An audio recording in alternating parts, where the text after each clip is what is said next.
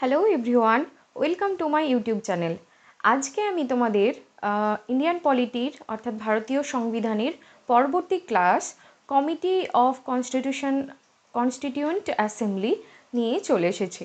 ঠিক আছে, তো আজকের ক্লাসে আমরা দেখব যে গণপরিষদ সংবিধান গঠনের উদ্দেশ্যে যে সমস্ত কমিটি গঠন করেছিল, কিছু মেজর এবং কিছু মাইনর কমিটি গঠন করে।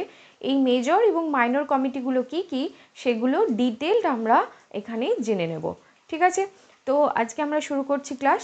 তাহলে আমরা প্রথমেই দেখে নেব যে আমাদের যে মেজর কমিটিগুলো ছিল সংবিধান গঠনের ক্ষেত্রে, সেটি ছিল 8টি মেজর কমিটি এবং আরও অনেক মাইনর কমিটি ছিল। টোটাল 21 বা 22টি কমিটিস তৈরি হয়েছিল। তো তার মধ্যে 8টি ছিল মেজর কমিটি। এই মেজর কমিটিগুলির মধ্যে যে সমস্ত কমিটিগুলি রয়েছে সেগুলির মধ্যে প্রথমেই আমরা দেখে নেব ইউনিয়ন পাওয়ার কমিটি। এই ইউনিয়ন পাওয়ার কমিটি তার প্রেসিডেন্ট কে ছিলেন? Pandit Jawaharlal Nehru. Union constitution committee, তার প্রেসিডেন্ট বা সভাপতি ছিলেন পণ্ডিত জওহরলাল নেহেরু। এবং state committee for negotiating with state, তারও কিন্তু প্রেসিডেন্ট ছিলেন পণ্ডিত জওহরলাল নেহেরু। তাহলে এখানে মনে রাখার জন্য আমরা ইউনিয়ন অর্থাৎ যে সমস্ত কমিটির প্রথমে ইউনিয়ন থাকবে, তো সেই জায়গায় কিন্তু আমরা বুঝে নেব যে এই কমিটির সভাপতি হবেন পণ্ডিত জওহরলাল নেহেরু। আর আমরা জানি যে প্রথম প্রাইম মিনিস্টার ছিলেন আমাদের পণ্ডিত জওহরলাল নেহেরু, তো তার সাথে ইউনিয়ন রিলেটেড, তো সে কারণে আমরা মনে রাখবো যে পণ্ডিত জওহরলাল নেহেরু ছিলেন ইউনিয়ন পাওয়ার, ইউনিয়ন কনস্টিটিউশন এবং স্টেট কমিটির প্রেসিডেন্ট। ঠিক আছে, এরপর পরবর্তী আমরা আসছি। পরবর্তী বলা হচ্ছে স্টিয়ারিং কমিটি। স্টিয়ারিং কমিটির প্রেসিডেন্ট ছিলেন ডক্টর রাজেন্দ্র প্রসাদ। এবং রুলস অফ প্রসিডিওর কমিটি, এটিরও কিন্তু প্রেসিডেন্ট ছিলেন ডক্টর রাজেন্দ্র প্রসাদ। এখানে কিন্তু এই ইম্পর্টেন্ট যে কমিটি, তার মধ্যে স্টিয়ারিং কমিটি এবং ইউনিয়ন কনস্টিটিউশন কমিটি, এই দুটো কিন্তু খুবই ইম্পর্টেন্ট। এরপর আমরা দেখে নেব যে ড্রাফটিং কমিটি। ড্রাফটিং বা খসড়া কমিটি, যে কমিটি হচ্ছে সংবিধান গঠনের সবথেকে গুরুত্বপূর্ণ কমিটি হিসাবে আমরা দেখি, সেটি হচ্ছে ড্রাফটিং কমিটি। এই ড্রাফটিং কমিটির যিনি প্রেসিডেন্ট ছিলেন তিনি হলেন ডক্টর বি.আর. আম্বেদকর। আমরা আগের ক্লাসে দেখেছিলাম যাকে ফাদার অফ ইন্ডিয়ান কনস্টিটিউশন বলা হয়, ভারতীয় সংবিধানের জনক। তিনি ছিলেন ড্রাফটিং কমিটির প্রেসিডেন্ট। ঠিক আছে, এটাও খুব ইম্পর্টেন্ট, বিভিন্ন পরীক্ষায় আসে, তো এটা মনে রাখবে। পরবর্তী আমরা দেখব যে প্রভিশনাল কমিটি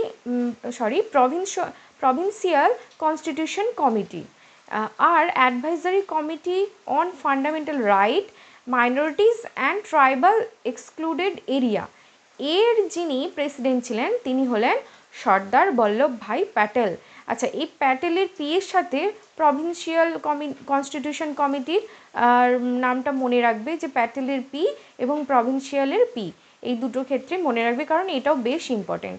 তবে এই তিনটে কমিটি, যেমন ড্রাফটিং কমিটি, স্টিয়ারিং কমিটি এবং ইউনিয়ন কনস্টিটিউশন কমিটি, এই তিনটে কমিটি কিন্তু খুবই গুরুত্বপূর্ণ কমিটি। আমি স্টার মার্ক দিয়ে রেখেছি। তিনটে কমিটির প্রেসিডেন্ট আমাদের মনে রাখতে হবে ভালোভাবে। এরপর আমরা আসছি কয়েকটি মাইনর কমিটি, যেগুলো ইম্পর্টেন্ট এক্সাম রিলেটেড, কিন্তু এই 8টি কমিটি ছিল মেজর কমিটি। তো কিছু কিছু মাইনর কমিটি আমরা দেখে নিচ্ছি। প্রথমেই আসছি যে ফান্ডামেন্টাল রাইট সাব কমিটি, তার প্রেসিডেন্ট ছিলেন জে.বি. কৃপলিনী। তো এটি খুব ইম্পর্টেন্ট, এটি মাঝে মাঝেই বিভিন্ন পরীক্ষায় দেখা যায় যে ফান্ডামেন্টাল রাইট সাব কমিটির প্রেসিডেন্ট কে ছিলেন, তো এটি হচ্ছে জে.বি. কৃপলিনী। পরবর্তীতে দেখব যে মাইনরিটিস সাব কমিটি, তার প্রেসিডেন্ট ছিলেন এইচ.সি. মুখার্জি।